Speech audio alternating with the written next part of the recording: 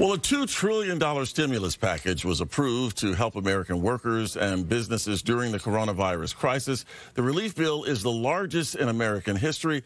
Congressman Adam Schiff joins us live from Washington, D.C. now with details on this bipartisan agreement. First of all, thank you for joining us, Congressman. Really appreciate it. And this is a really important step for us because of the unprecedented circumstances that we're now facing. The question is, $2.2 trillion sounds like a lot. It is a lot of money, but will it be enough? Good morning to you, sir. Good morning to you. And the short answer is no, it will almost certainly not be enough given the shock to our economy. But it is, I think, a small miracle that Congress on a bipartisan basis worked together so quickly on a package this large that helps people with unemployment compensation who have lost their jobs. It helps small businesses meet payroll and pay the rent and utilities. It helps workers in large industries as well. It provides immediate or almost immediate cash payments to individuals, adults and children in families. And so it's, I think, a needed and immediate lifeline to so many. Lots of resources also for our frontline healthcare workers.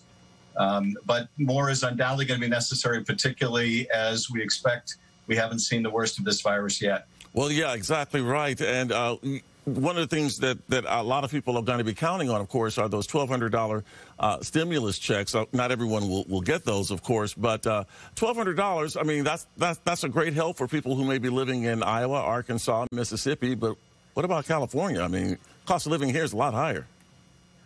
No, you're absolutely right. And that's why it's only one part of the package. You know, two adults would get $2,400, plus if they have children, they would get more. That's just an immediate cash infusion to try to help pay some of the bills.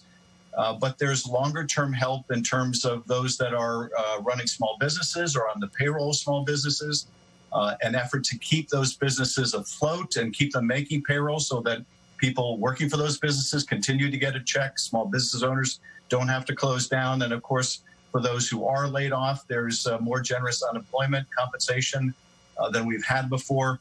So it's a multi-layered approach, but as you say, more will undoubtedly be necessary.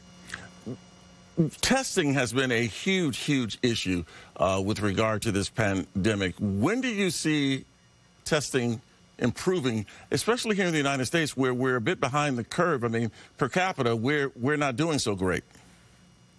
No, we're not doing very well at all. We're well behind the curve, and that, I think, has really impaired our ability to respond. If you don't know where the virus is, then it's hard to know exactly the right response in the right locality.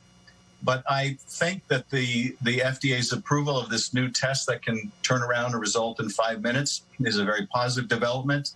I think the maker of that test says they can produce tens of thousands a day. There are obviously other testing efforts going on as well.